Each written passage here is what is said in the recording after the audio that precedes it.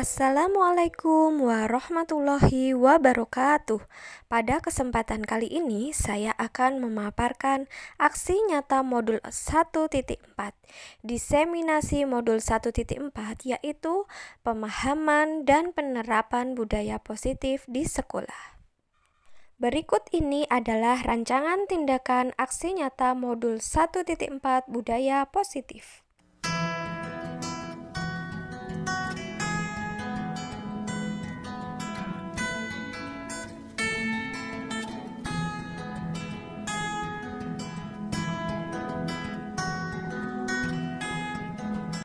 Assalamualaikum warahmatullahi wabarakatuh.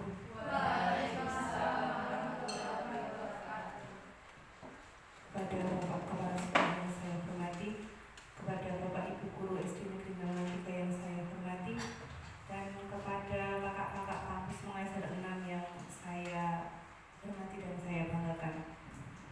Yang pertama, marilah kita panjatkan puji syukur kehadirat Allah Subhanahu wa Ta'ala yang telah melimpahkan rahmat serta hidayahnya sehingga pada siang hari ini kita bisa berkumpul di ruangan ini tanpa ada halangan suatu apapun. Mari kita ikrarkan bersama dengan bacaan hamdalah. Alhamdulillahirabbil alamin. Shalawat serta salam kita haturkan kepada Nabi junjungan kita Nabi Agung Muhammad sallallahu alaihi wasallam yang kita nantikan syafaatnya sampai yaumul kiamah nanti. Amin Allahumma amin.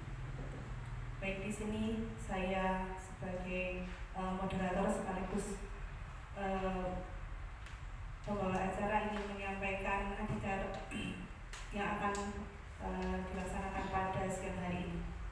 Acara yang pertama yaitu pembukaan, yang kedua yaitu menyanyikan lagu Indonesia Raya, yang ketiga sambutan dari Bapak Kepala Sekolah, yang keempat yaitu pemaparan diseminasi dari Ibu Nana, kemudian yang kelima lain-lain, dan yang keenam penutup.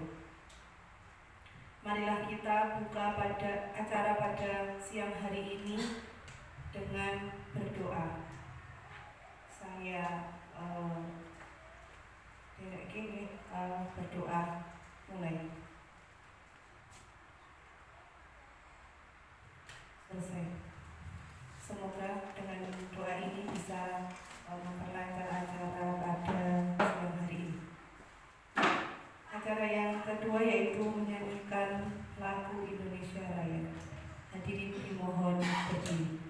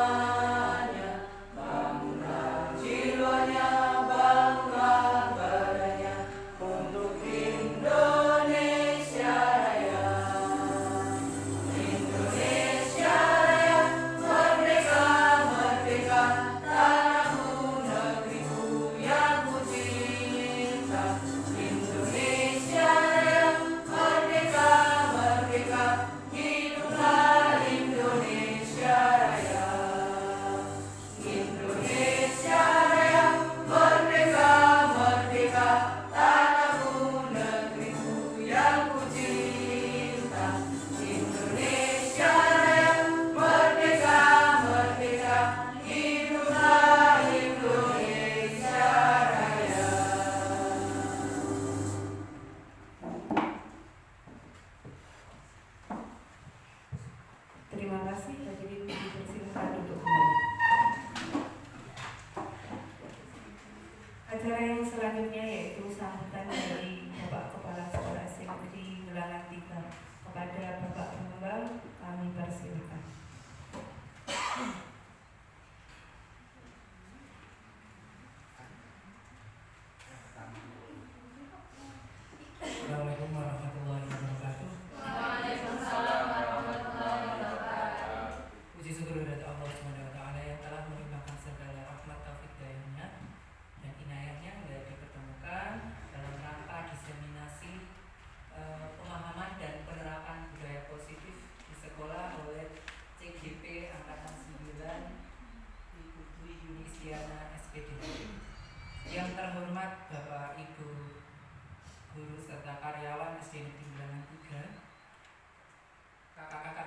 kampus mengajar 6.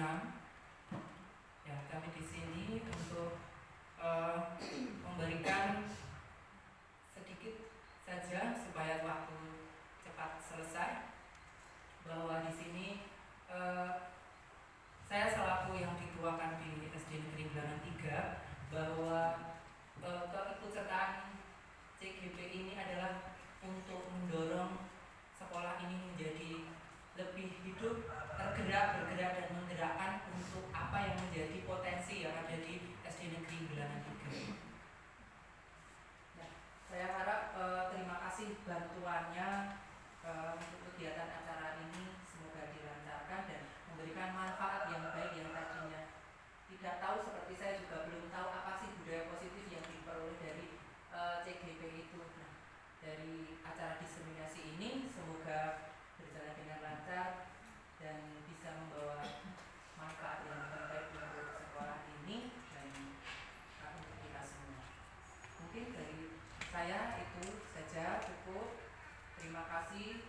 Mohon maaf atas segala kesalahan saya. Billahi taufiq wal hidayah. Wassalamualaikum warahmatullahi wabarakatuh.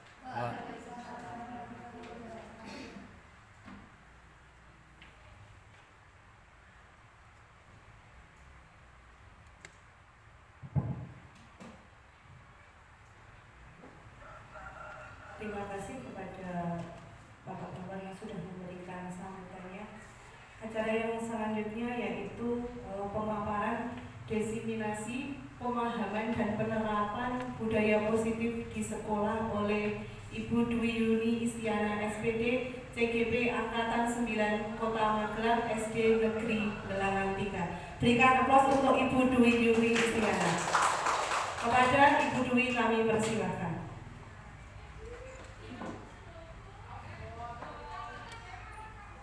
Assalamualaikum warahmatullahi wabarakatuh.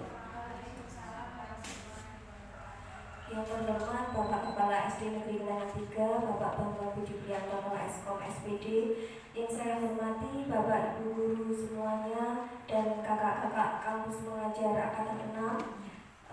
Alhamdulillah pada siang hari ini kita dapat berkumpul dalam kegiatan diseminasi pemahaman dan penerapan budaya positif di sekolah oleh saya CGP Angkatan 9 Kota Magelang. Sebelumnya saya haturkan terima kasih juga kepada kakak-kakak kampus mengajar juga sudah meluangkan waktu untuk menghadiri kegiatan ini. Baik, langsung saja. Nah, pada hari ini kita akan mempelajari mengenai konsep dari inti budaya positif yang ada di sekolah, yaitu perubahan paradigma belajar, disiplin positif, nilai-nilai kebajikan, kebutuhan dasar manusia, motivasi perilaku manusia, posisi kontrol guru, keyakinan kelas, dan segitiga restitusi. Nah, mungkin melihat yang ada di sini, waduh kok banyak sekali seperti itu ya. Ya, tapi insya Allah nanti kita akan selesai pada waktu yang sudah kita sepakati. Sebelumnya biar tidak ngantuk, SD Gelangan 3 maju bersama, hebat semua. Ya, kurang kompak sepertinya ya. Mbak, SD Gelangan 3 maju bersama, hebat semua ya. Terima kasih, tepuk tangan untuk kita semuanya ya. Terima kasih Bapak Ibu semuanya. Yang pertama kita akan mempelajari paradigma belajar. Nah, mungkin dulu waktu kita kuliah dengan Bu dosen dan teman-teman, kita sudah mengenal psikologi belajar, arti dari pembelajaran dan lain sebagainya. Kemudian kita terapkan pada sekolah dan kehidupan kita sehari-hari, karena pembelajaran itu tidak hanya berlangsung di sekolah saja, di pendidikan formal, tetapi di rumah itu malah lebih banyak yang berkembang. Dari anak itu berkembangnya untuk menemukan budi pekerti yang baik itu malah lebih berkembangnya di rumah. Nah, kalau yang kemarin sudah mempelajari PMM, membaca, mungkin sudah mengerti Merdeka Belajar menurut Ki Hajar Dewantara itu seperti apa. Nah, sekarang pembelajaran dengan paradigma baru. Nah, merupakan pembelajaran yang dirancang berdasarkan prinsip pembelajaran berdiferensiasi. Nah, diferensiasi ini sekarang ini sangat digadang-gadangkan ya. Dari pendidikan kita, mungkin beberapa Bapak Ibu guru kemarin sudah ada yang mengikuti pelatihan pembelajaran berdiferensiasi. Bu Yuli kali Bu Rami ya, sepertinya itu waktu kurikulum merdeka awal ya. Kurikulum merdeka itu dimasukkan untuk berdiferensiasi sehingga peserta didik itu belajar sesuai dengan kebutuhannya masing-masing berdasarkan tahap perkembangan sesuai teori psikologi modern untuk mewujudkan profil pelajar Pancasila. Jadi untuk yang diferensiasi ini sangat penting memang, karena masing-masing dari peserta didik, masing-masing dari anak itu sudah mempunyai keunikannya masing-masing. Kita tidak boleh menyamaratakan dari murid A sampai Z, itu tidak boleh, karena mereka punya keunikan dan gaya belajarnya masing-masing. Lalu untuk mewujudkan profil pelajar Pancasila, nah di kurikulum merdeka itu kan profil pelajar Pancasilanya ada ya, di situ sudah ada. Yang pertama adalah beriman dan bertakwa kepada Tuhan Yang Maha Esa serta berakhlak mulia, kemudian berkebinekaan global, bergotong royong, kreatif, bernalar kritis dan mandiri. Nah, biasanya supaya tidak lupa ada lagunya ya. Masih ingat? Bu Rami? Bukan yang sing panjang itu, yang sedikit yang untuk mengingat ini. Lagu naik becak itu loh. Belajar Pancasila, beriman dan bertakwa pada Tuhan Yang Esa, akhlak mulia, berkebinekaan global, gotong royong mandiri, kreatif dan bernalar kritis. Sudah pernah mendengar? Pernah ya, seperti yang kita ajarkan kepada anak-anak. Nah, supaya anak-anak itu mengenal juga elemen dari profil pelajar Pancasila, bisa kita kemas menjadi nyanyian tersebut ya. Boleh besok pagi hari Senin di sekolah sebelum pembelajaran, supaya mengingatkan kita bahwa profil pelajar Pancasila itu elemennya ada 6, itu yang sangat baik sekali nih untuk kehidupan kita. Kemudian menurut Ki Hajar Dewantara, pengajaran dan pendidikan itu dilaksanakan untuk menyiapkan anak agar memiliki bekal hidup di masyarakat. Nah, kita mungkin sebelumnya, saya sendiri dulu itu menganggap bahwa pendidikan dan pengajaran itu hampir sama ya, mengajar, mendidik, nah itu hampir sama. Tetapi sebenarnya dua hal ini sangat berbeda. Kalau pendidikan itu bertujuan menciptakan manusia yang berkualitas, yang pada akhirnya siswa akan mencapai keselamatan dan kebahagiaan. Jadi menurut Ki Hajar Dewantara itu, siswa itu harus bahagia.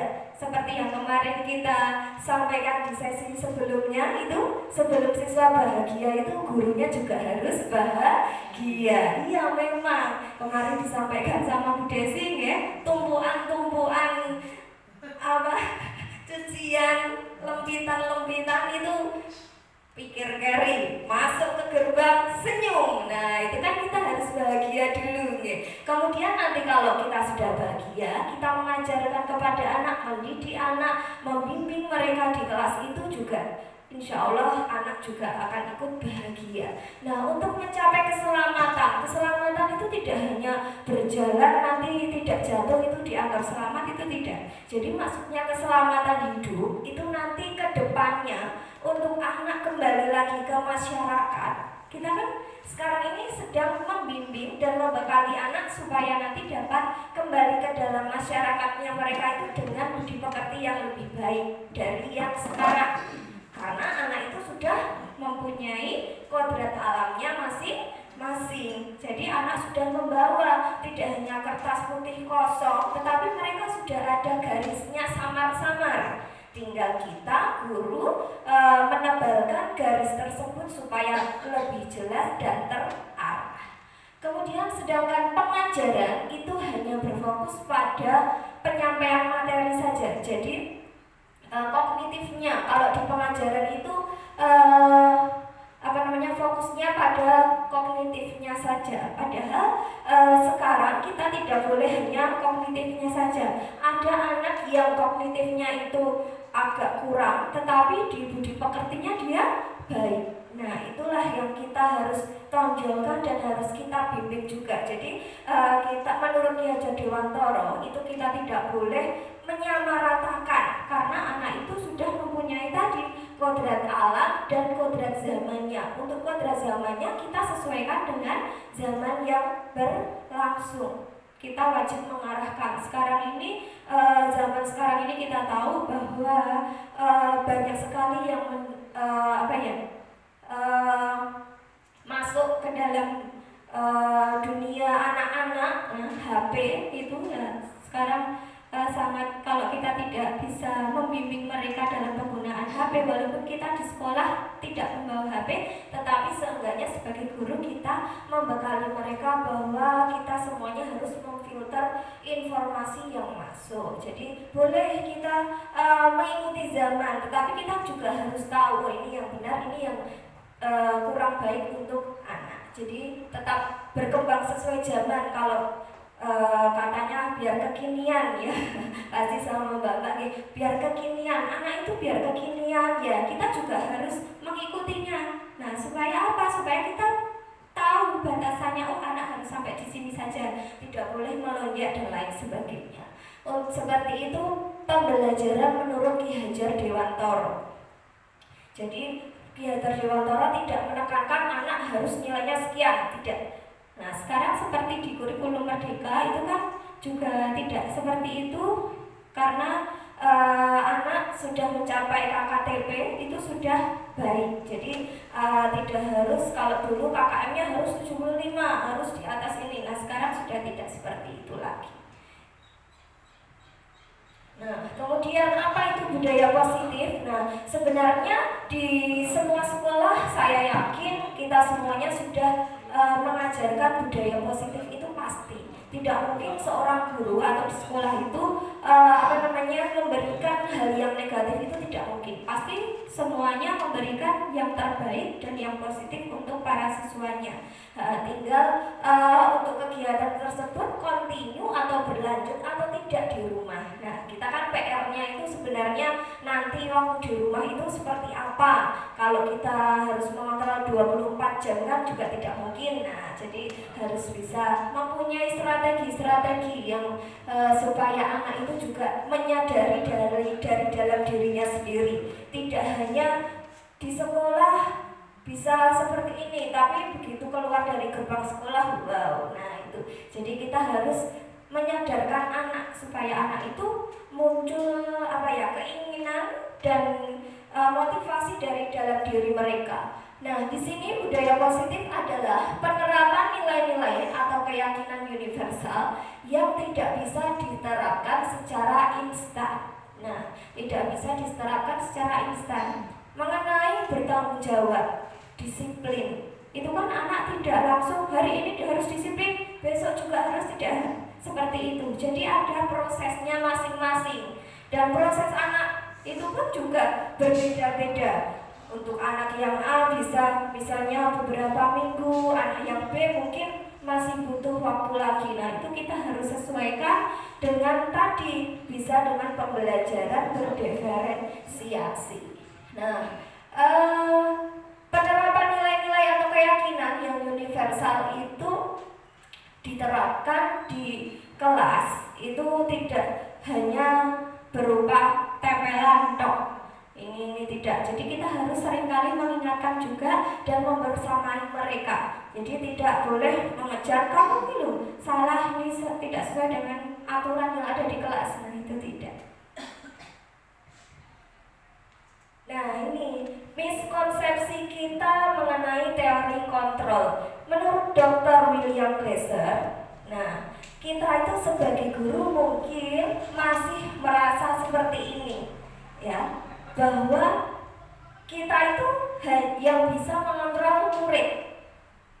Pasti dalam diri kita, kalau kita menilai diri kita, oh iya aku jebulane mengontrol murid kudu sesuai dengan apa yang harus kita yang kita inginkan.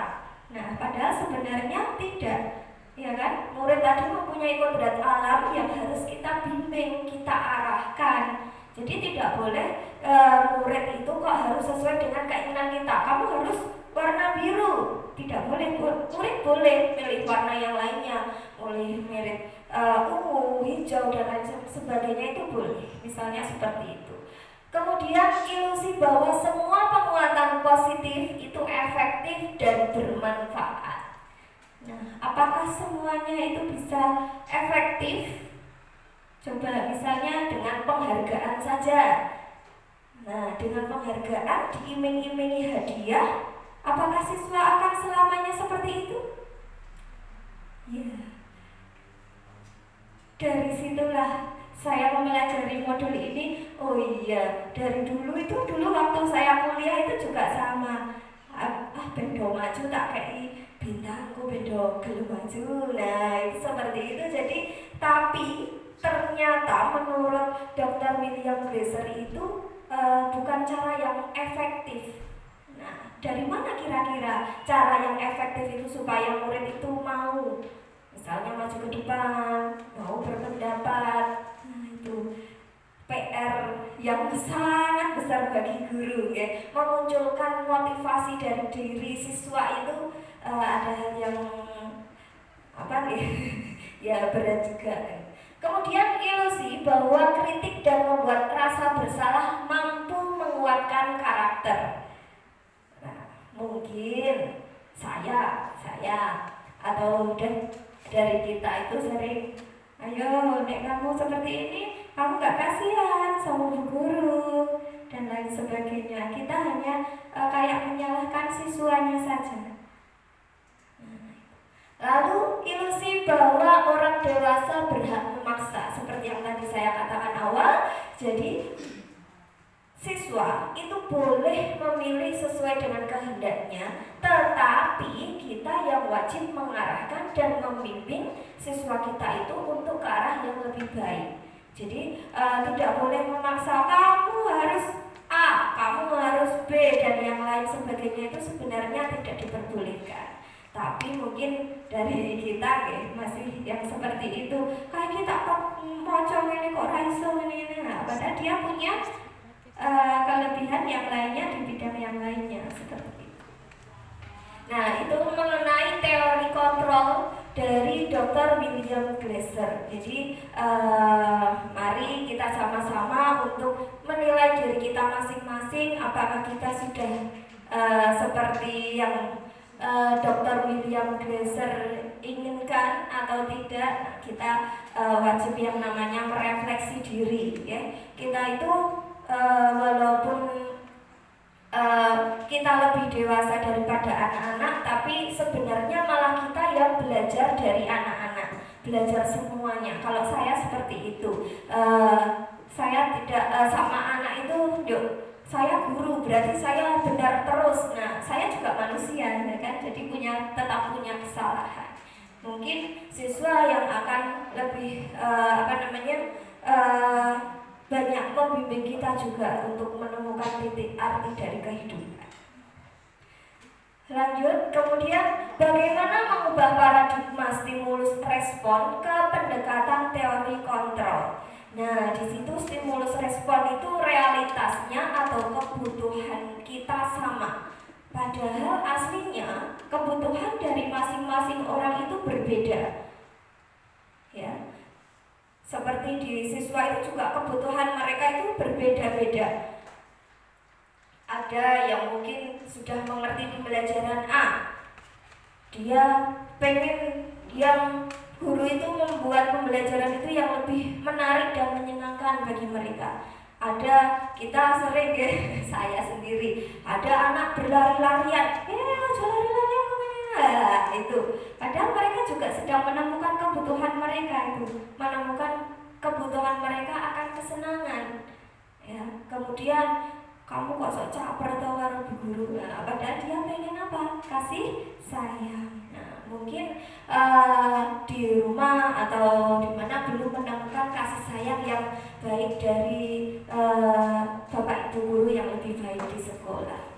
Kemudian semua orang melihat hal yang sama, padahal semua orang memiliki gambaran berbeda, ya kan? Kalau kita diberi gambar, misalnya garis. Nah, garis, mohon Bapak Ibu semuanya menggambar dari garis itu, dimulai dari garis itu. Mungkin nanti ada yang mau menggambar apa? Jalan, menggambar rumah dan lain sebagainya. Jadi berbeda-beda. Ya, itu pada siswa pun juga sama. Mereka bayangannya ini kita sebenarnya mengharapkan yang ini, sebenarnya berbeda. Kemudian kita mencoba mengubah orang agar berpandangan sama dengan kita. Nah, ini yang agak-agak ini ya.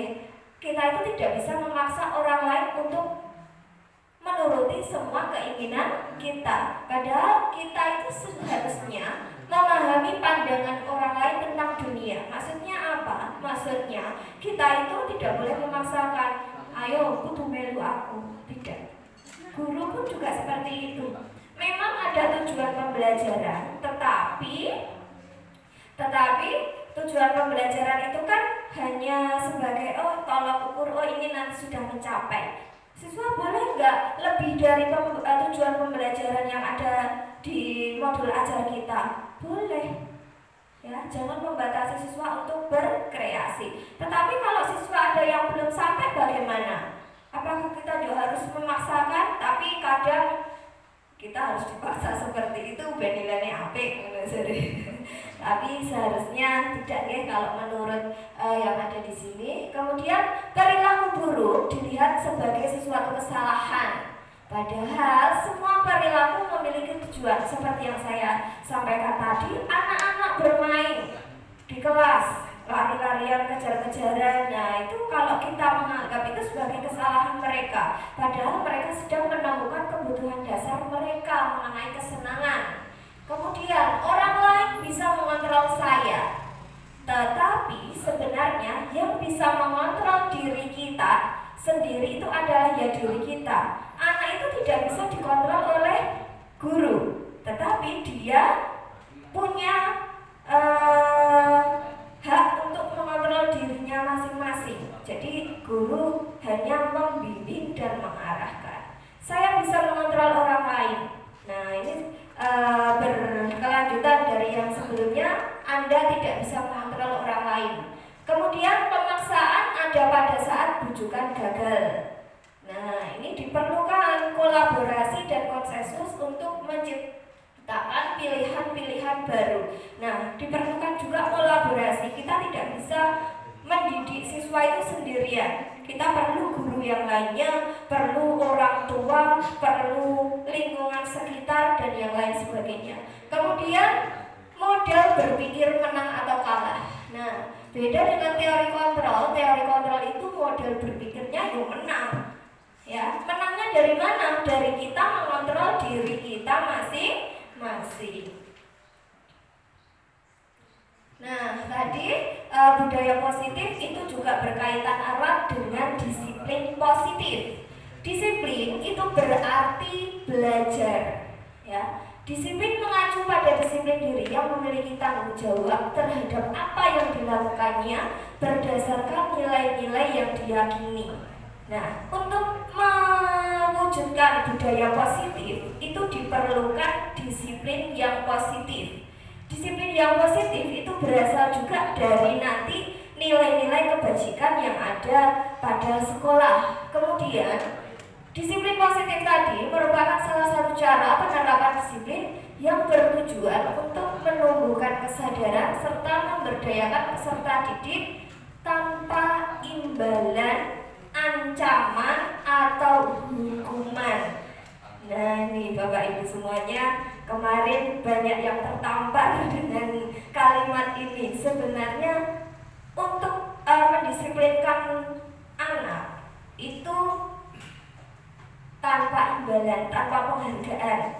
diiming-imingi, itu biasanya kita seperti itu tadi saya sampaikan. Kemudian ancaman, lalu hukuman. Nah, hukuman itu yang seperti apa nanti akan kita pelajari. Jadi untuk menghukum itu sebenarnya juga kurang tepat atau kurang efektif dalam penerapan budaya disiplin. Mungkin saat dihukum dia akan mengikuti budaya positifnya, tetapi nanti kalau sudah tidak dihukum, bagaimana kira-kira?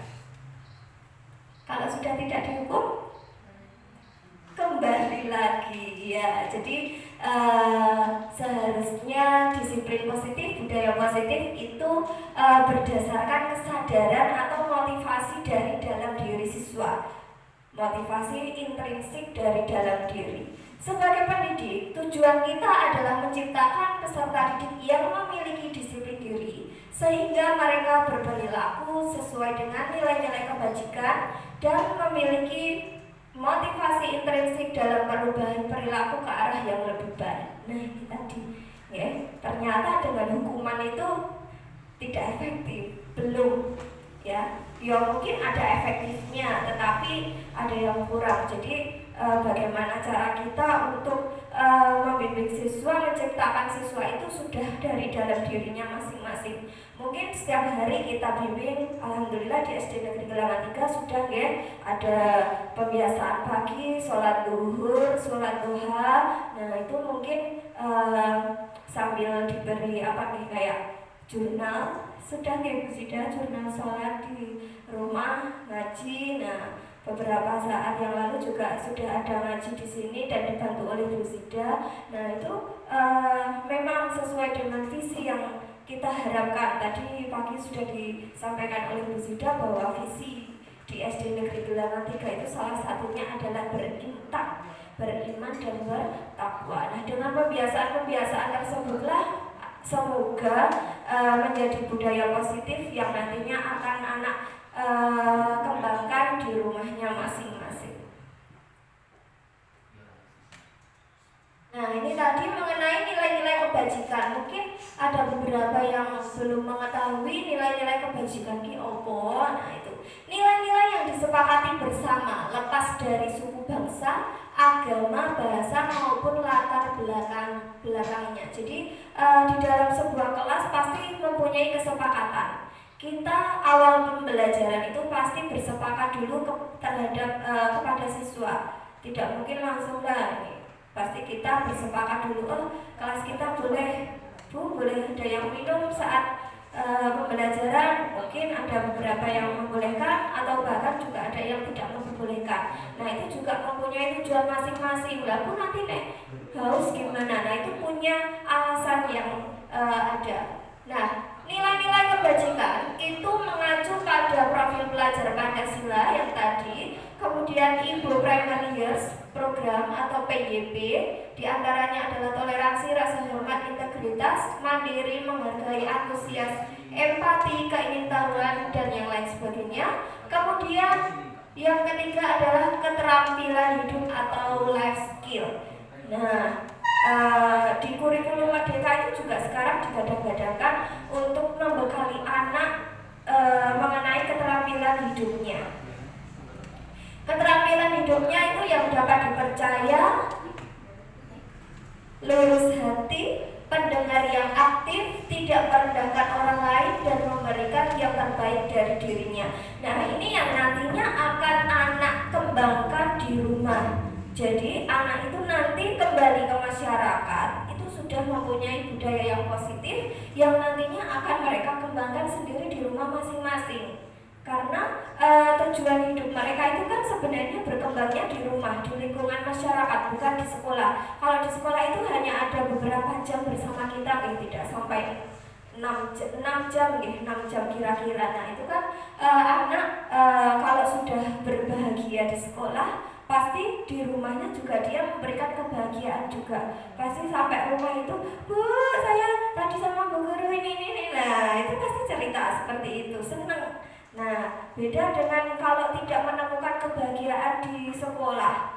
Memang ke sekolah wae rasanya alah kesel, malas, ngantuk. Nah itu. Tapi sepertinya siswa-siswa kita itu tidak ya, seneng ya, tidak kita ya jangan berharap bahwa mereka senang itu bertemu dengan kita. Senang le jajan ya, itu menemukan kebahagiaan, kebutuhan hidup juga ya kan. Makanan itu kan kebutuhan hidup. Mungkin di rumah tidak ada soto, milo dan lain sebagainya. Tapi kalau di sekolah dia bisa jajan ya. Selain jajan, bertemu dengan teman-teman itu kan juga interaksi untuk membangun kebahagiaan juga. Jadi kadang saya dulu itu seperti ini, pengennya, ayo kamu libur 2 minggu itu apa yang dikangen dari sekolah? Dalam hati saya kangen guru. Padahal tidak ada.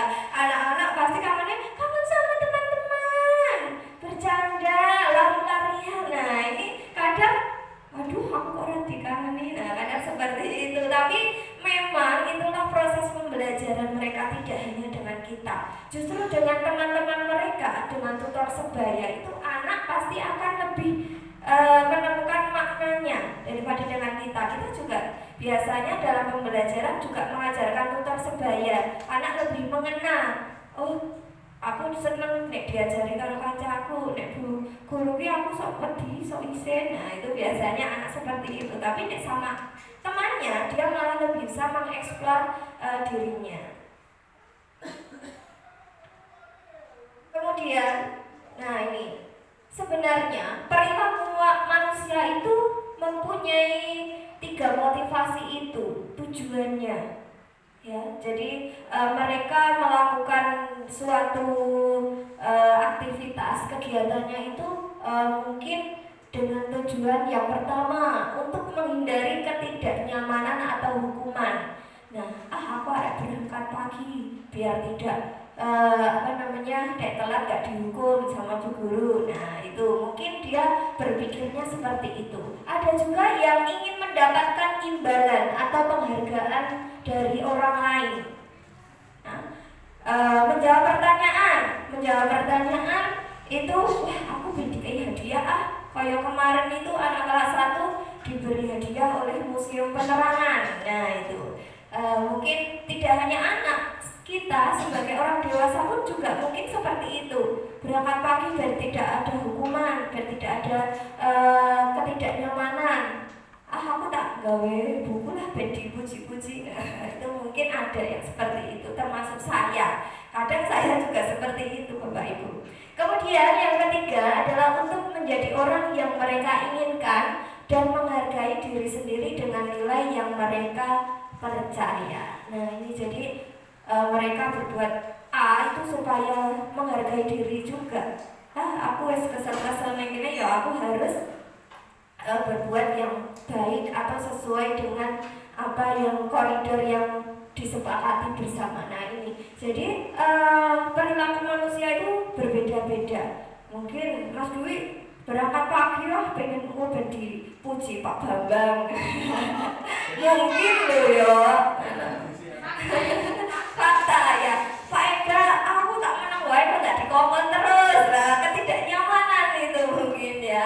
Kemudian misal Bu Rami, aku tak jadi terus pembimbing terus ben kok oleh hadiah. Hari guru loh Bu ini. Ya.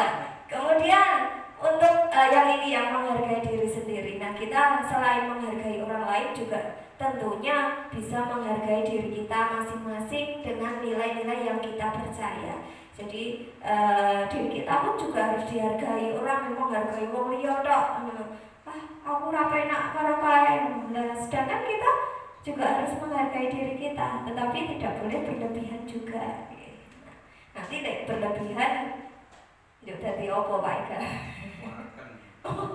Itulah nek berlebihan makan nasi padang.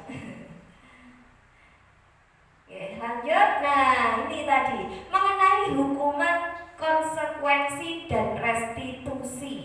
Nah, ini menurut Bapak Ibu sebelumnya sudah mempelajari. Nah, hukuman mungkin nggih, konsekuensi ya, restitusi. Ada yang pernah membaca? Ya, pernah dengar. Nah, kalau hukuman itu merupakan tindakan yang dijalankan dijatuhkan oleh sistem hukum sebagai respon terhadap suatu pelanggaran dan bersifat tidak terencana. Nah, sesuatu yang menyakitkan itu harus terjadi. Nah, biasanya kalau hukuman itu yang berat-berat, ya itu. Misalnya anak terlambat, kamu harus mengosek WC. Nah, itu mungkin masuk ke dalam hukuman. Kamu terlambat, kamu berdiri di lapangan. Nah, tidak ikut upacara, berdiri di lapangan, hormat kepada tiang bendera, itu bisa, itu masuk ke hukuman. Kemudian yang kedua adalah konsekuensi akibat dari suatu tindakan yang sudah disepakati dan disetujui oleh semua murid dan guru. Penguatan hanya bertahan dalam waktu yang pendek. Tetapi kira-kira kalau dari hukuman dan konsekuensi, kita lebih memilih yang mana Bapak Ibu untuk mengajarkan budaya positif kepada siswa? Konsekuensi, Pak Ega. Ya, kenapa? Mengapa Pak Ega? Konsekuensi kalau Pak Ega. Yang lainnya?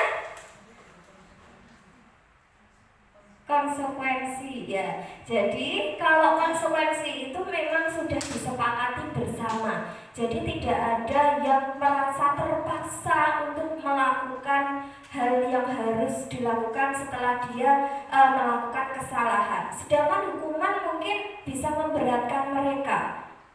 Ya, kalau misalnya saat sholat zuhur berjamaah ada yang rame. Nah, kalau misalnya saya suruh untuk membaca surat Anas sampai surat Al-Ahzab, kira-kira hukuman atau konsekuensi itu maksudnya? Apa Bu Zida? Konsekuensi, ya.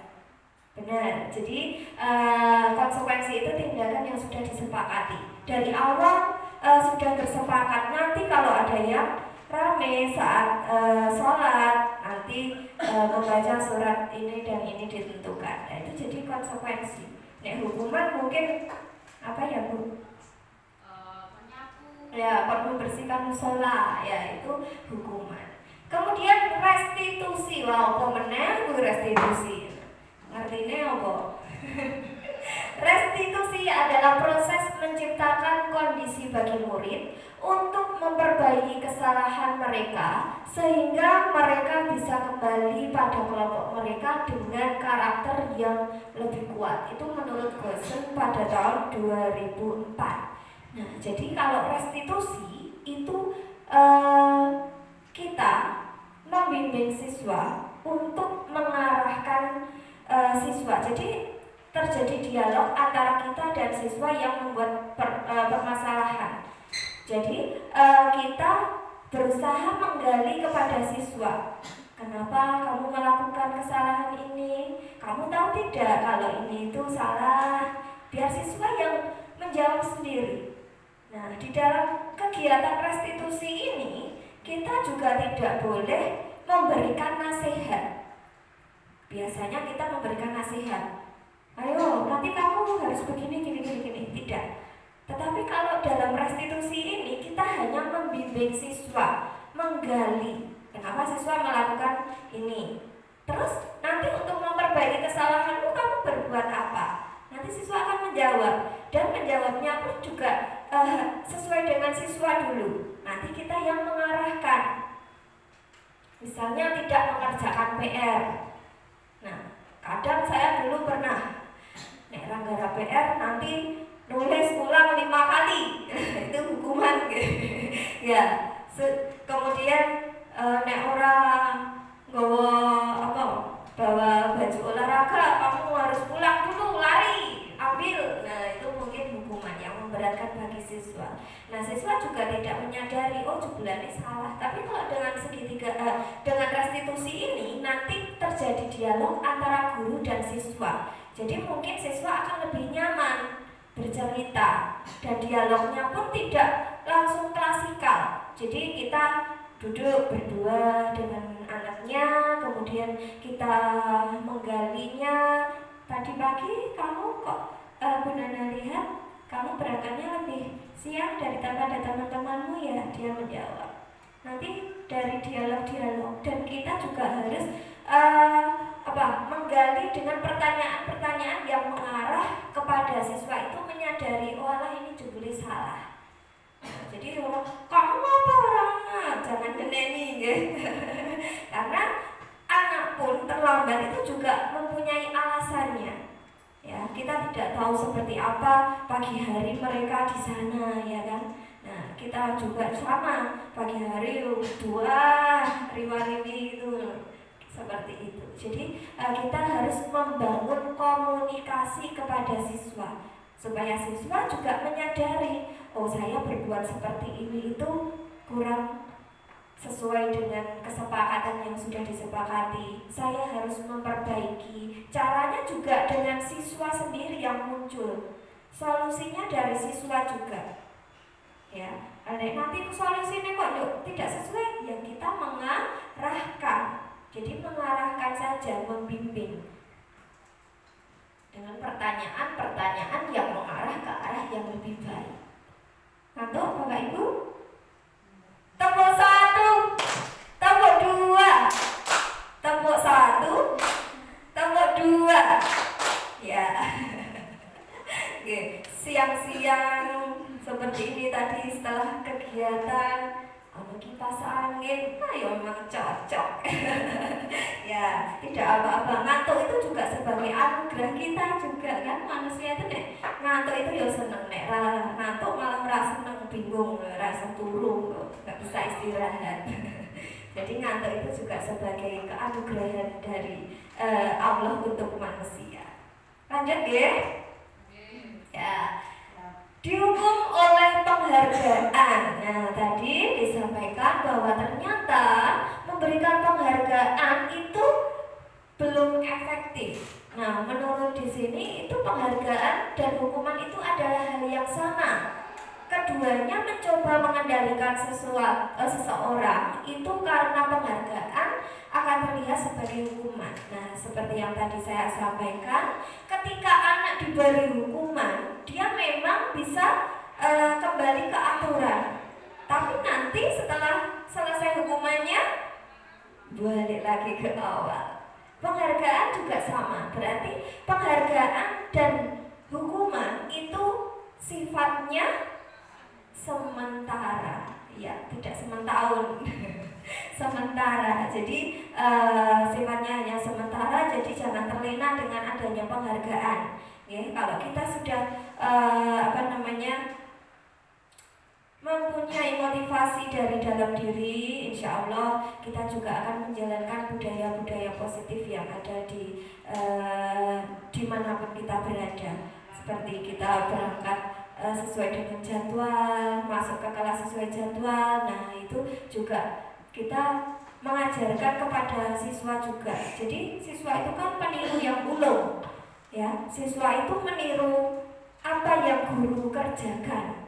Nah, jadi kita berusaha sebagai guru itu menjadi yang terbaik untuk siswa. Seperti tadi, walaupun di rumah banyak tumpukan gombalan, nah itu pikir meneh masih ada Bu Ulin yang buka laundry ya. Mbak kalau laundry di Bu Ulin.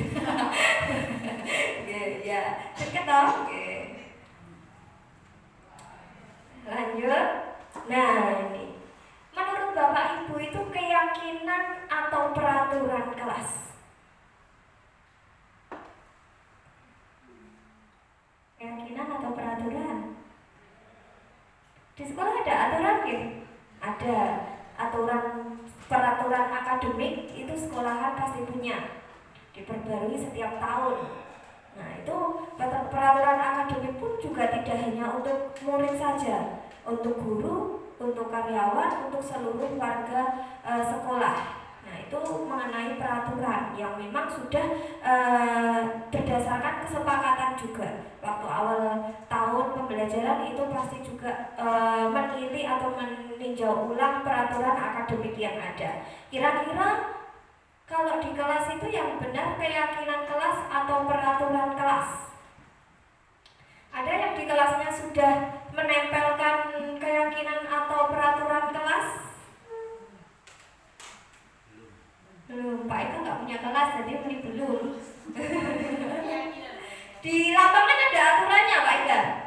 ada. Aturan atau keyakinan? Yakin apa? Pasti bisa. Yakin? Kelas 6? Belum ada peraturan. Kelas 5 ada ya sepertinya. Peraturan atau keyakinan, Bu? Peraturan. Kira-kira apa? Kalau tadi mengingat penghargaan, mengingat hukuman, mengingat restitusi, yang sesuai dengan itu kira-kira keyakinan atau peraturan? Apa, Mbak? Keyakinan. Kalau keyakinan itu berdasarkan apa tadi? Kesepakatan. Tapi mungkin kalau peraturan seperti kita, peraturan guru harus datang sebelum pukul 7, pulang setelah pukul 2 siang. Nah, itu dari satu arah. Tetapi kalau keyakinan itu hati nuraninya bersama, yang disepakati, yang diyakini. Nah, kalau misalnya tidak yakin untuk disiplin, ya tidak usah bersepakat untuk disiplin. Kan seperti itu. Tapi kalau kita sebagai guru, dari sana sudah muncul jebret aturan guru, bla bla bla bla bla. Nah, ini kan dari satu arah. Kita jarang ya, yuk bu guru yuk menentukan kesepakatan guru. Sepertinya jarang ya. Tapi kalau murid kita dibimbing untuk seperti itu, bersepakat. Jadi mereka itu nanti akan apa? Timbul kesadaran diri. Oh, aku kemarin sudah bersepakat, sudah meyakini bahwa aku ini di dalam kelas harus begini. Tapi kalau aturan dari guru, kamu harus datang ini, kamu harus ini. Nah, jadi bedanya keyakinan dan peraturan seperti itu. Nah, ini keyakinan kelas itu nilai-nilai kebajikan universal yang disepakati secara tersirat dan tersurat, lepas dari latar belakang suku, negara, bahasa maupun agama yang akan menjadi keyakinan. Nah, misalnya di dalam suatu kelas ada yang beragama non-Islam. Kebetulan di SD Negeri Gelangan 3 mayoritas Islam. Kalau misalnya ada yang non-Islam, misalnya Bu, sholat tepat waktu, nah itu bisa diubah menjadi apa? Kalau ada yang non-Muslim,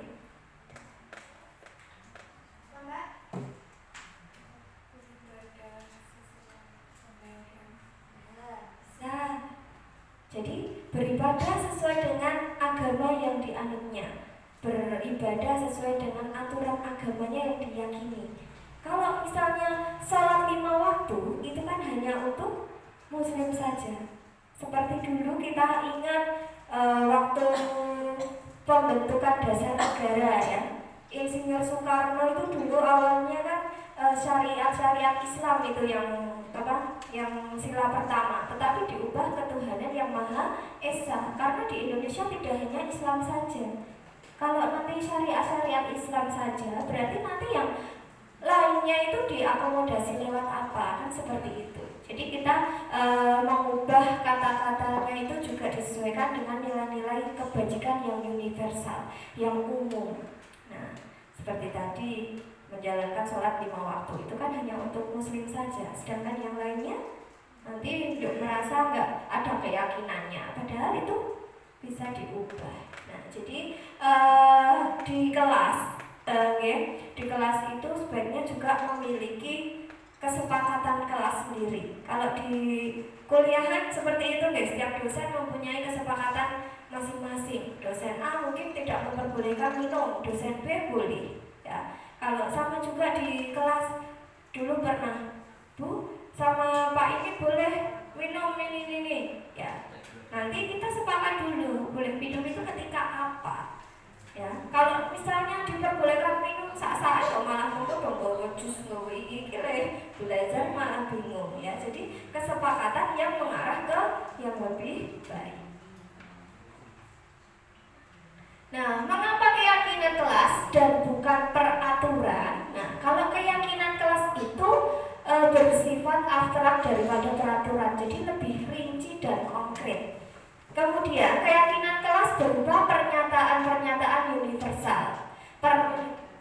keyakinan senantiasa dibuat dalam bentuk positif. Nah ini bentuk positif. Kalau mungkin di peraturan itu ada yang dilarang makan saat belajar, dilarang minum saat belajar. Nah kita tahu bahwa apalagi di SD tahap perkembangan anak itu kita sebenarnya harus menghindari kata dilarang dan jangan dan tidak boleh. Ya, kalau jangan ini pasti nanti anak malah seperti itu. Iya kayak disuruh, benar. Nah misalnya dilarang makan, kira-kira kalau diubah menjadi bentuk positif apa? Makanya nanti ada lagi dilarang makan atau dilarang minum. Kira-kira? Tidak boleh, tadi kan tidak boleh, dilarang dan jangan itu kan kalau di anak-anak tahap perkembangan anak itu sebenarnya dihindari gitu. Makan ditunda sebaiknya saat pelajaran. Tidak boleh lagi. Ya bisa makan dan minum saat istirahat. Memang hebat. Oh ini kan hebat, cerdas, ceria. Atau kemarin yang Pak Ega ini kan tepuk hebat lah buat Pak Ega. Yuk Bu Rami, tepuk hebat gimana Bu Rami? Oh Bu Desi, tepuk hebat. Oh ya salut wae ya wes.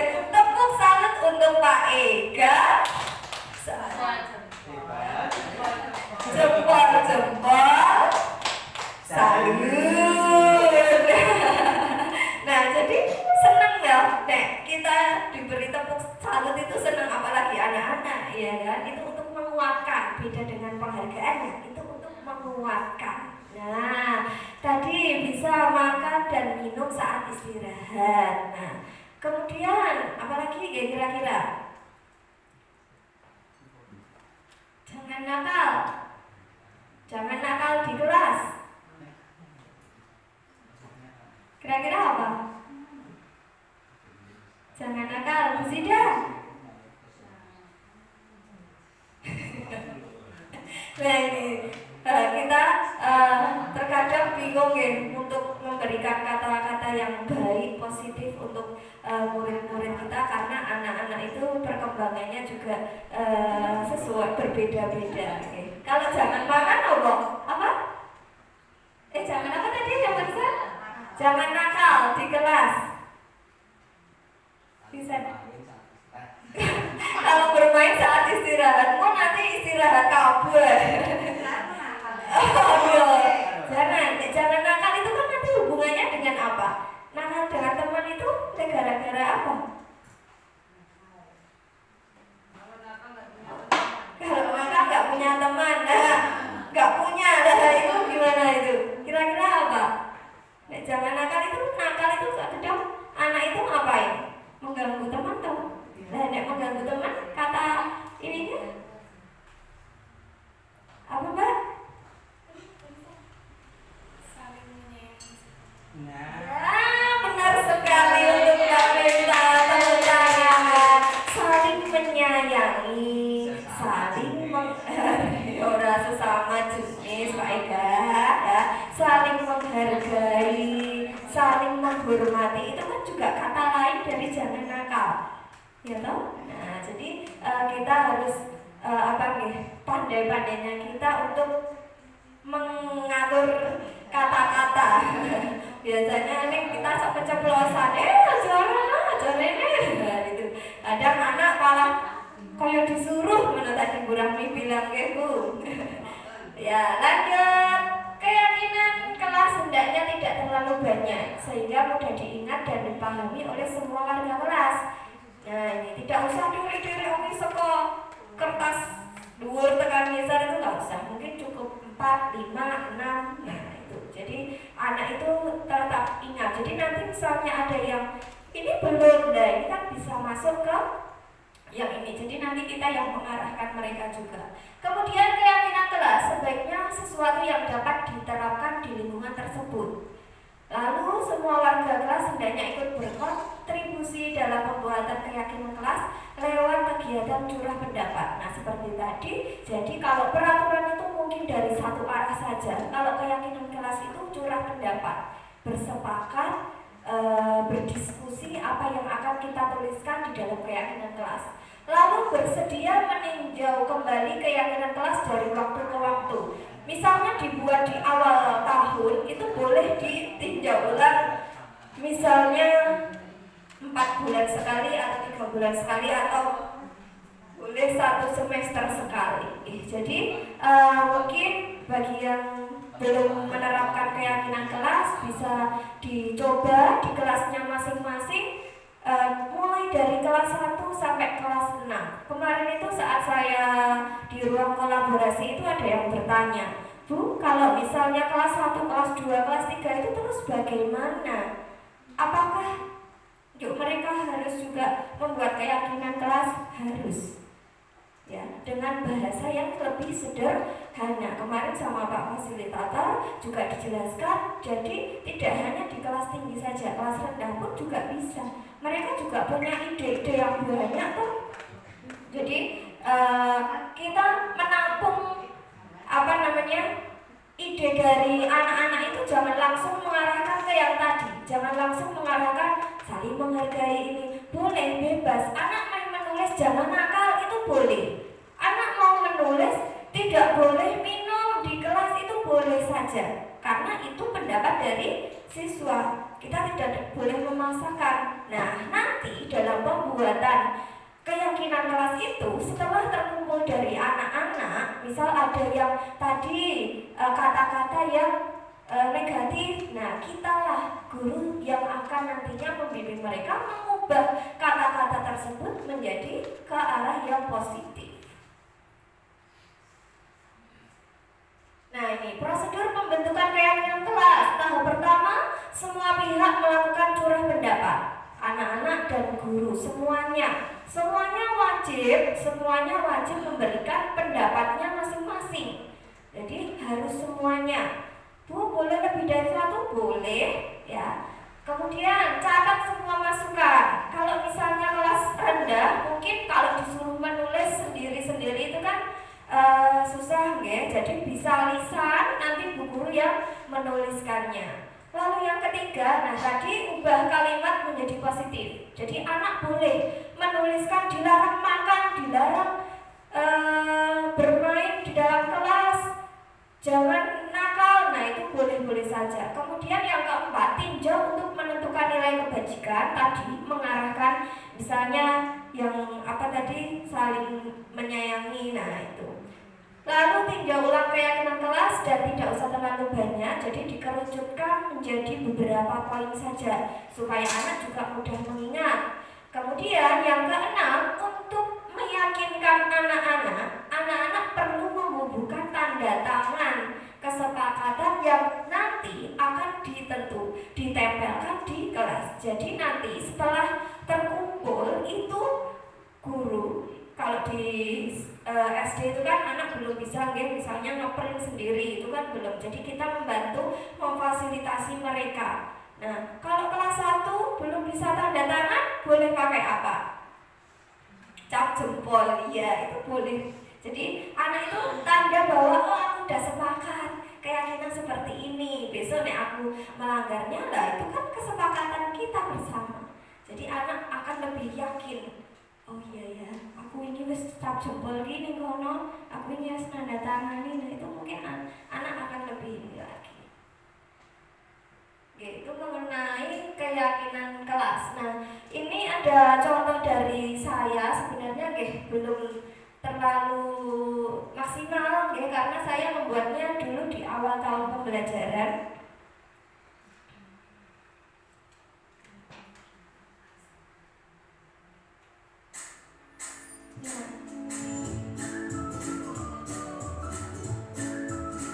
Ini anak-anak saya suruh untuk menuliskan sendiri-sendiri lalu menempelkan di dalam ini.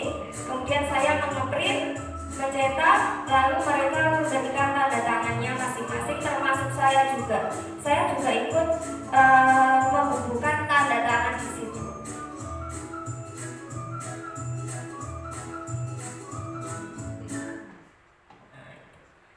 Ya, jadi anak itu akan lebih senang ketika seperti itu. Ketika kita paksa dengan peraturan, anak itu merasa terbebani. Tapi kalau dengan kesepakatan seperti itu, anak jadi lebih ingat, oh ini kan aku tanda tangan. Nah, mereka ada memorinya di sini bahwa mereka telah bersepakat bahwa mereka harus melakukan apa yang telah disepakatinya mereka.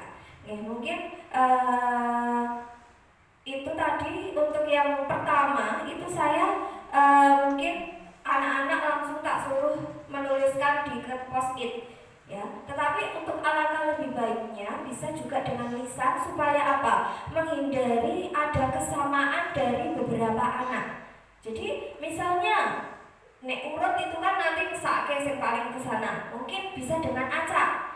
Ya, dengan undian, siapa dulu yang mau menyampaikan itu dengan undian. Kalau dengan undian kan mereka juga akan merasa jangan-jangan bagi aku, jangan-jangan bagi aku. Tapi kalau urut itu nanti pasti yang sebelah kene yes aku di dewe, berarti aku bisa banyak pilihan kan seperti itu. Oke. Jadi saya senangnya undian juga. Jadi anak itu nanti menuliskan masing-masing harus berbeda. Misalnya ada 18, ya kamu harus mencari.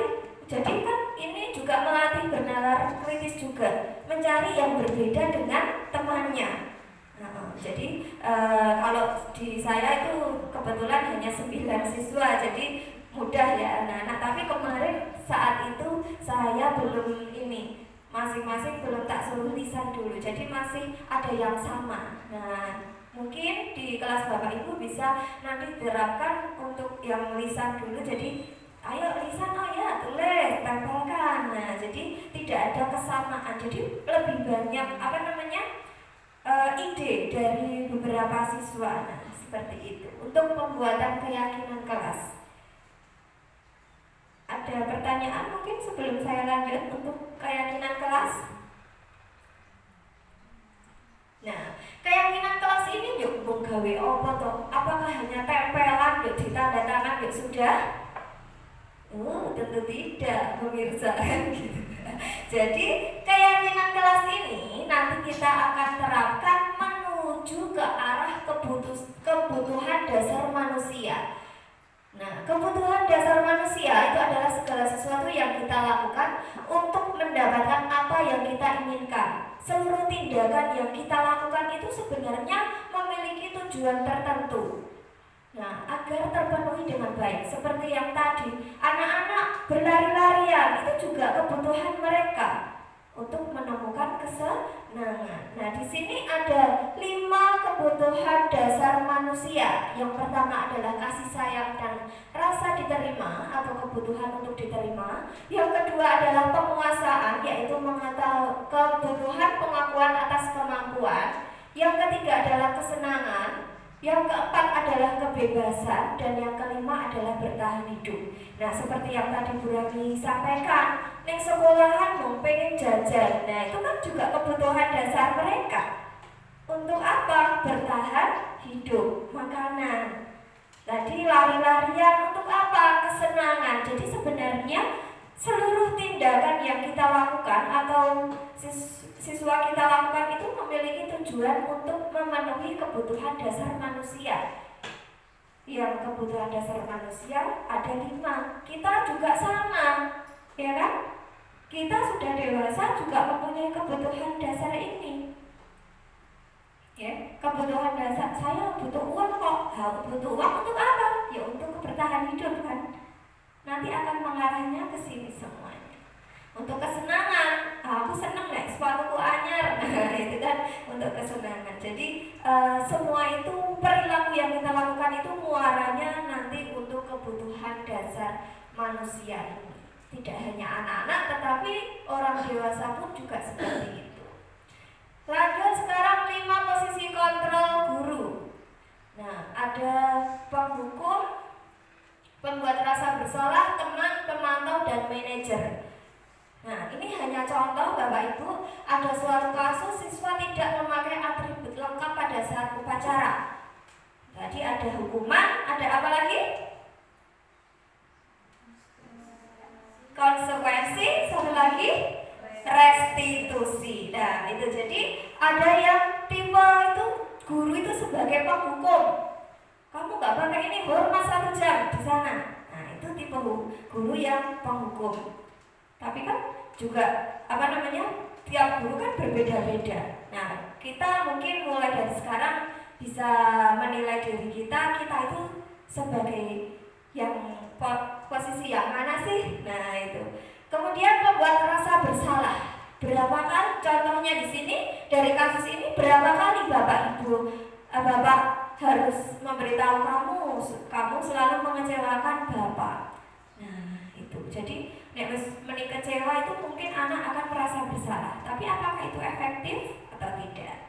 Lanjut, teman. Ayo dong ikuti aturan sekolah ini. Tolong bantu Bapak atau Ibu ya. Sudah, lain kali jangan berbuat seperti ini lagi. Jadi memposisikan kita sebagai teman. Kita itu memang boleh memposisikan diri sebagai teman. Tetapi kalau dalam posisi kontrol itu ya kita juga harus punya posisi yang baik. Penghukum tadi seperti itu kira-kira bagaimana? Kalau membuat rasa bersalah kira-kira nanti anak akan seperti apa? Yang ketiga, kalau kita memposisikan teman itu kira-kira nanti akibatnya siswa akan jadi seperti apa? Lalu yang keempat adalah pemantau.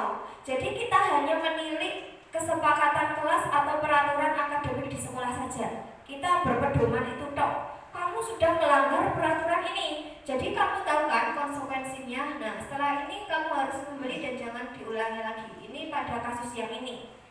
Lalu yang kelima adalah posisi sebagai manajer. Apakah kamu tahu kesalahanmu? Kira-kira bagaimana kamu memperbaiki kesalahanmu? Nah, kalau 5 posisi kontrol ini dihubungkan dengan tadi ada hukuman, penghargaan, dan restitusi, kira-kira yang ideal bagi guru untuk anak itu bisa lebih mempunyai motivasi atau kesadaran diri darinya, kira-kira yang posisi apa? Teman? Ada lagi? Teman? Ya, Bu Desi teman, Bu Sida teman, Bu Yuli teman, Pak Dwi teman juga. Boleh loh yang lainnya, nggak harus teman. Bu Ulin teman, Mbak Gina pemantau, manajer teman, Bu Rami manajer teman, pemantau Pak Bambang manajer. Ya, kira-kira kalau nanti ya misalnya kita membayangkan kita sebagai tadi tidak ada yang kalau penghukum membuat rasa bersalah, jadi mungkin teman, pemantau, manajer ya. Kalau penghukum jelas ya, nanti anak akan tidak jera tapi hanya waktu dihukum dok. Nah, pembuat rasa bersalah mungkin hanya salah dok, yuk kita ngerti arah kedepannya gimana. Kalau posisi teman, kira-kira anak akan seperti apa nantinya kalau kita memposisikan diri kita sebagai teman? Apakah akan efektif berbudaya positif? Tidak juga. Iya Bu Sida.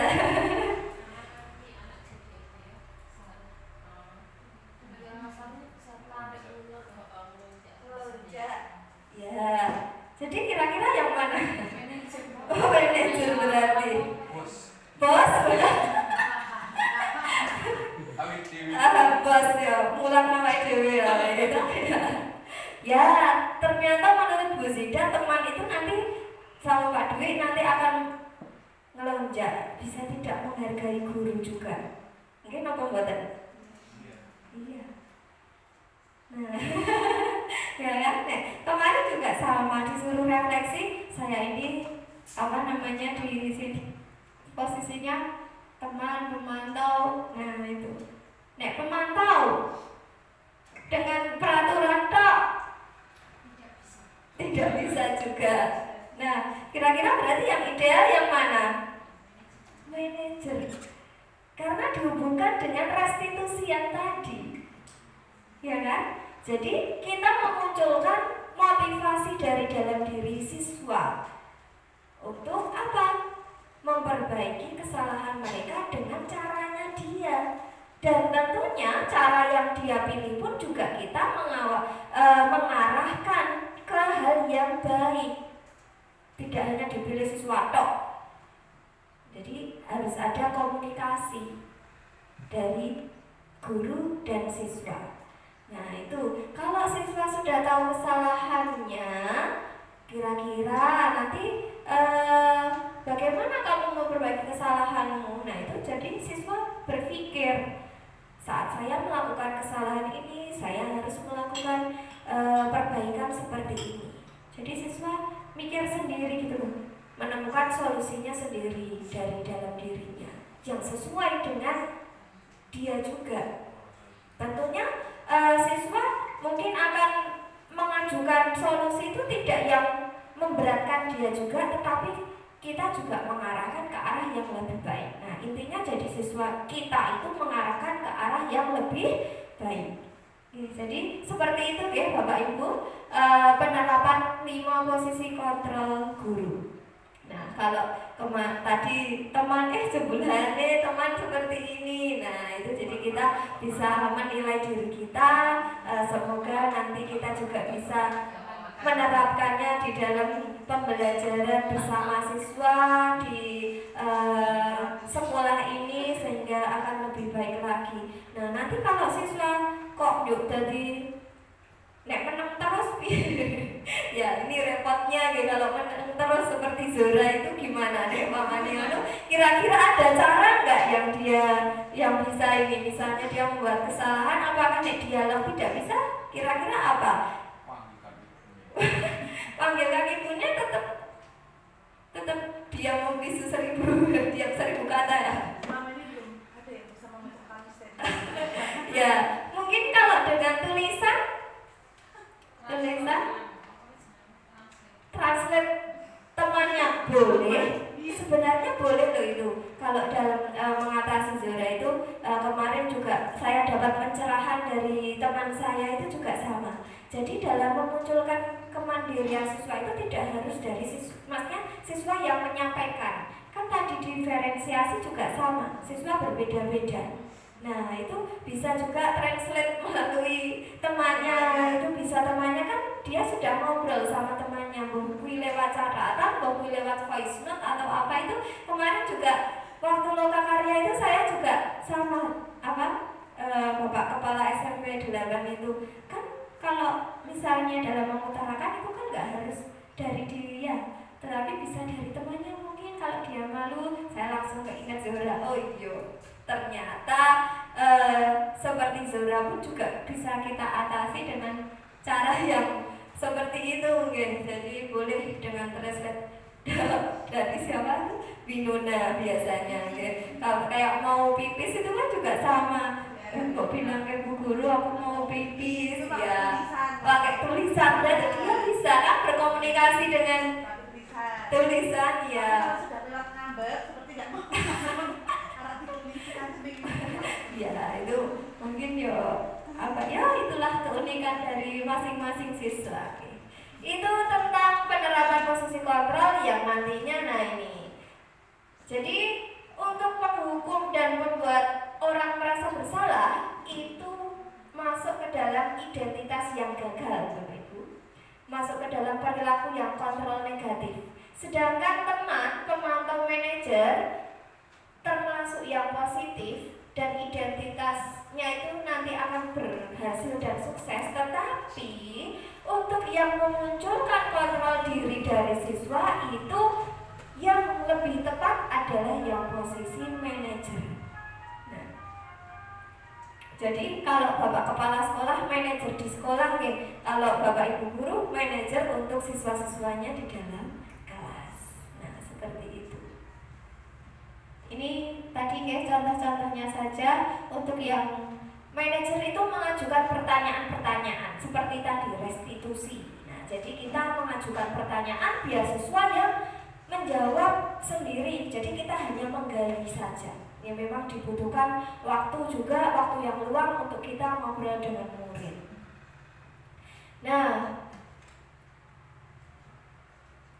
tadi ya, jadi posisi kontrol guru itu nanti muaranya juga akan ke segitiga restitusi atau restitusi. Yang namanya segitiga restitusi itu adalah proses yang dilakukan oleh guru, orang tua agar dapat membentuk murid yang bertanggung jawab dan mandiri. Nah, guru di posisi manajer ini dapat mengembangkan aspek motivasi intrinsik dari dalam diri siswa.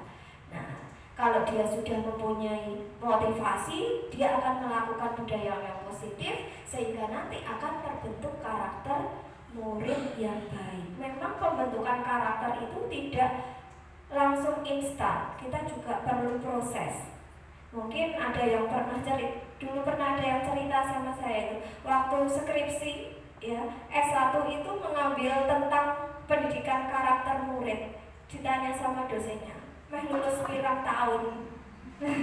Dosennya langsung seperti itu, karena untuk membentuk karakter itu lanjut bagaimana? Sebentar dulu kita. Monggo bisa sambil dinikmati, untuk minumnya bisa ambil sendiri di sana.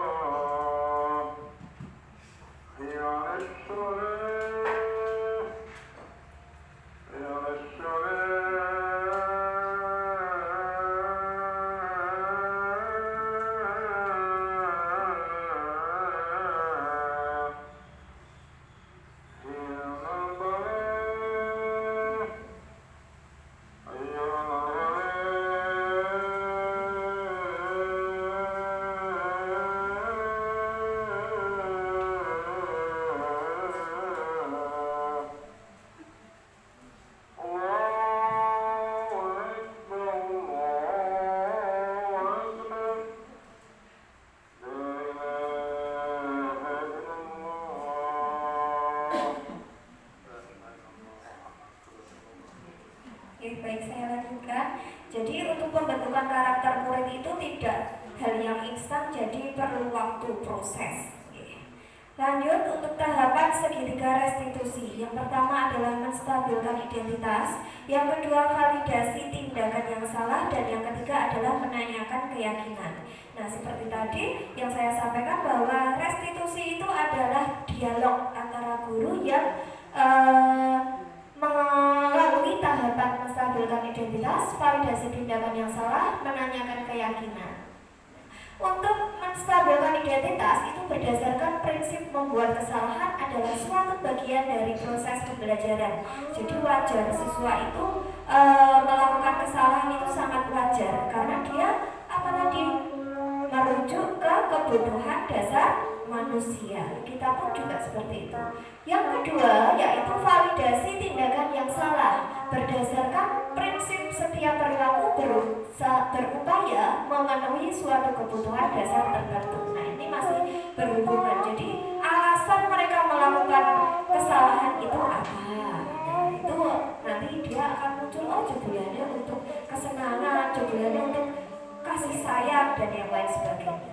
Lanjut yang selanjutnya yang terakhir adalah menanyakan keyakinan berdasarkan prinsip teori kontrol bahwa pada dasarnya kita termotivasi secara intrinsik. Nah, untuk menanyakan keyakinan ini kita kalau sudah ada kesepakatan dan keyakinan kelas kita bisa menilik kembali.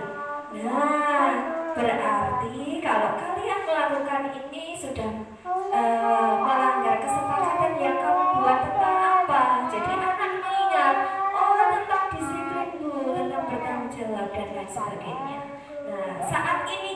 juga kita menggali usulan atau solusi dari siswa itu bagaimana cara untuk memperbaiki kesalahan itu. Jadi yang pertama kita tanyakan dulu, benar tidak kamu berbuat kesalahan seperti ini.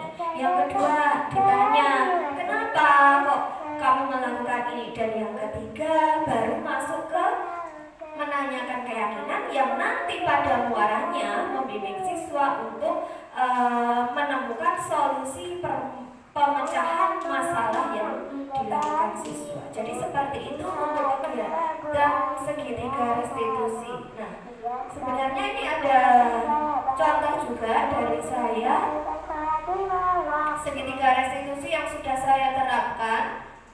Kemarin memang ada tugas, langsung saja ya ini.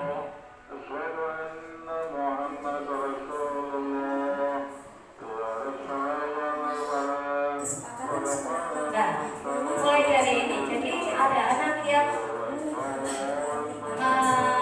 melanggar kesepakatan.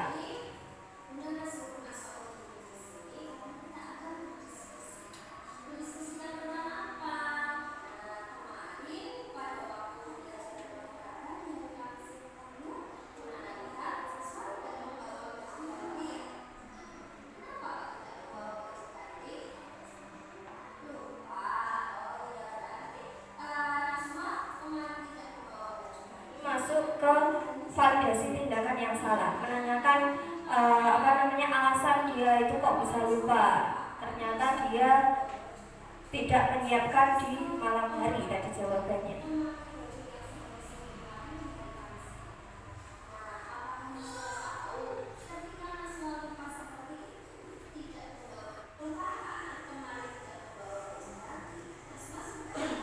Nah ini menanyakan keyakinan.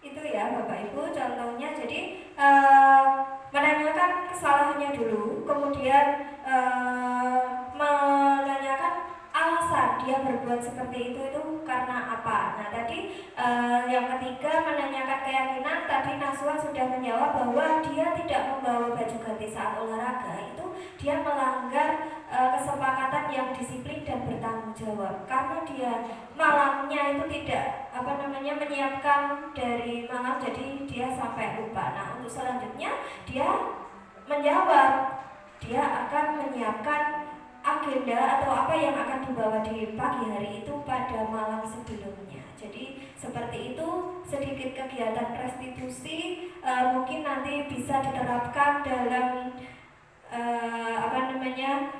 pembelajaran yang Bapak Ibu lakukan di kelas. Jadi kita tidak boleh menghakimi siswa karena siswa itu mempunyai potensi dan keunikannya masing-masing, dan latar belakang mereka juga berbeda-beda. Jadi kita perlu kalau dalam kurikulum Merdeka berdiferensiasi. Nah itu untuk mengakomodasi semua yang ada kebutuhan dari masing-masing siswa. Nah mungkin hanya itu yang dapat saya sampaikan.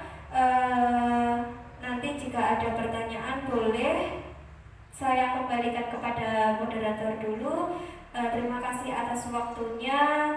Jika ada kesalahan saya mohon maaf. Saya akhiri. Wassalamualaikum warahmatullahi wabarakatuh.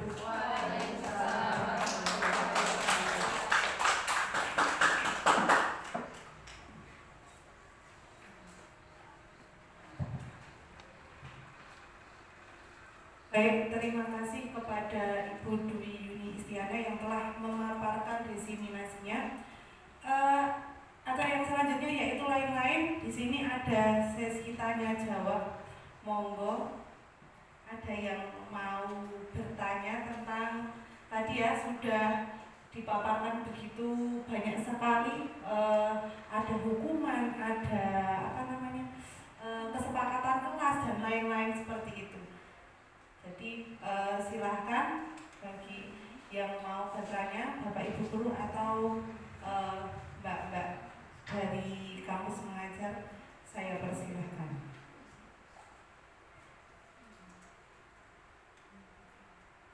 Oh ya, Mbak Risma.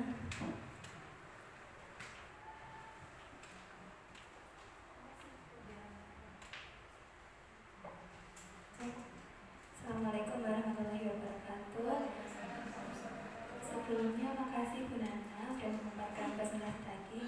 Di sini saya izin bertanya, jika emang suatu saat kita emang memerlukan adanya hukuman tersebut, hukuman apa yang sekiranya cocok dan tidak menyebabkan kayak anak itu merasa jauh dari kita gitu Bu. Jadi kayak hukuman yang nggak terlalu kejam tapi juga yang membuat anak-anak itu jerah gitu, seperti apa dan bisa tolong dijelaskan untuk semisal menggunakan hukuman itu tuh fungsinya untuk apa gitu Bu. Terima kasih. Ya, terima kasih. Langsung saya jawab dulu aja. Oke, tadi sudah saya paparkan ada hukuman, ada konsekuensi dan restitusi. Mungkin untuk hukuman sendiri kita sebenarnya itu mungkin sudah melalui restitusi, tetapi ya tanpa kita sadari dan mungkin seperti saya sendiri kemarin belum mengetahui restitusi itu seperti apa. Nah mungkin untuk hukuman itu kalau menurut saya untuk hukuman itu nanti kita kembalikan lagi ke restitusi ke anak saja supaya anak itu yang menentukan solusinya apa yang harus dia lakukan setelah dia melakukan ini. Kalau hukuman itu kayak kita tadi dari peraturan itu kan dari satu arah, tapi kalau di kelas sudah ada kesepakatan atau keyakinan itu siswa juga akan tergali ide-idenya untuk menemukan solusinya. Jadi kalau menurut saya mengenai hukuman itu sifatnya lebih ke satu arah dari guru saja gitu kan ya. Tapi kalau kita untuk supaya nanti anak tidak jauh dari kita, nah itu tadi dengan proses restitusi tadi. Jadi anak merasa dia itu menemukan solusi sendiri yang dibimbing oleh guru. Jadi anak tidak akan merasa jauh dari kita karena kita membimbingnya. Sedangkan kalau hukuman kita itu langsung kamu harus ini. Nah itu kan jadi satu arah dari kita, tidak dari siswa, kita tidak mendengarkan pendapatnya mereka juga. Mungkin seperti itu. Terima kasih. Baik, apakah ada yang mau mengajukan pertanyaan lagi? Sudah cukup benar? Sampun benar. Mungkin bisa di lain waktu berarti. Oh iya, nanti bisa di lain waktu langsung dengan Bu Nana apa yang kira-kira masih ada PR. Oh ya sebenarnya saya kemarin itu mau bertanya ini, tapi kok nanti silahkan langsung bertanya secara pribadi dengan Bu Nana ya. Baik, kita lanjutkan ke acara yang selanjutnya, yaitu acara yang terakhir, yaitu penutup. Sebelum acara diskriminasi ini saya tutup, perkenalkan saya memohon maaf selama menjadi moderator di sini banyak kesalahannya, saya mohon maaf yang setulus-tulusnya. Sekali lagi berikan aplaus untuk Ibu Indonesia.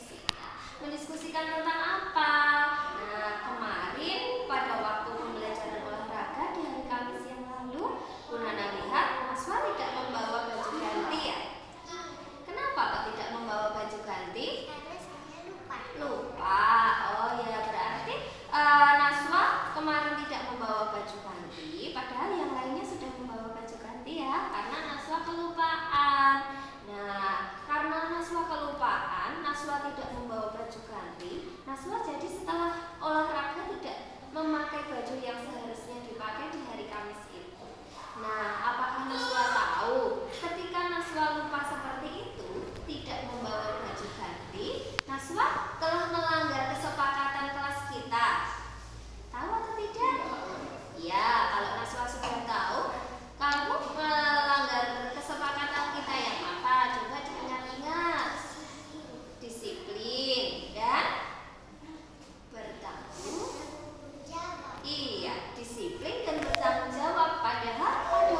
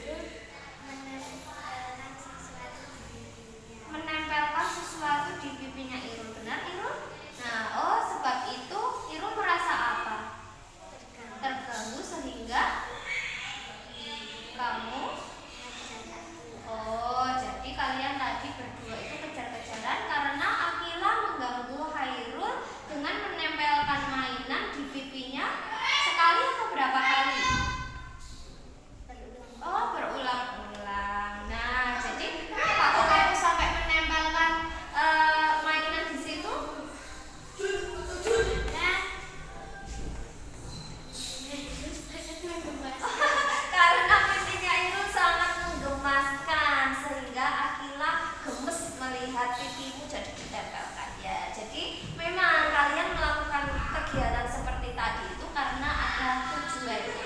Tetapi apakah itu pas jika dilaksanakan ketika pembelajaran? Tidak. Kalian tahu keyakinan kelas yang sudah kita buat? Masih ingat? Awal dulu kita membuat, kalian buka tanda tangan, masih ingat? Ya, kalian tentunya melanggar keyakinan kelas yang mana kalau seperti tadi? Apa? Kak Gina sedang menjelaskan, kemudian kamu mengganggu pembelajaran, berarti yang apa? Ayo, saling menghormati dan saling menghargai. Nah, kalau dengan seperti itu tadi kalian juga ini sesama teman sudah mengganggu, sudah tidak menghargai, sama Kak Gina yang mengajar juga seperti itu kan? Kak Gina sedang mengajar, kamu berlari-larian, terganggu semuanya. Bahkan bukan hanya Kak Gina, bukan hanya Hairul juga. Teman-teman yang lain pun juga akan merasa terganggu. Nah, jadi apakah kamu tahu bagaimana caranya supaya kamu tidak mengulanginya kembali? Ada yang tahu? Yang pertama, apa tadi? Apa? Yang keras? Ya, sebaiknya bermain saat istirahat. Setelah itu, Nek sudah bermain saat istirahat, lalu apa yang kamu lakukan terhadap Hairul? Sudah minta maaf? Dengan Kak Gina sudah minta maaf? Ya, berarti kamu tahu apa yang harus kamu lakukan setelah melakukan kesalahan. Harus minta maaf. Apakah besok mau diulangi lagi? Oh, tentu tidak. Kamu sudah anak yang hebat, sudah mau mengakui kesalahan. Terima kasih Bunda. Aku kan contoh kepada kalian berdua. Ya, jadi besok lagi kalau mau melakukan sesuatu itu ingat dulu kesepakatan kelas umum. Aku tidak boleh seperti ini. Jadi kamu tidak akan melakukan kesalahan dan kamu juga harus memperbaiki jika kamu melakukan kesalahan. Jelas? Besok tidak diulangi lagi ya. Ya, terima kasih kalian sudah bercerita bersama Bu Nana. Silakan kalian boleh pulang. Ya. Hati-hati ya. Demikian aksi nyata modul 1.4. Terima kasih sudah menyaksikan. Salam guru penggerak, tergerak, bergerak, dan menggerakkan. Wassalamualaikum warahmatullahi wabarakatuh.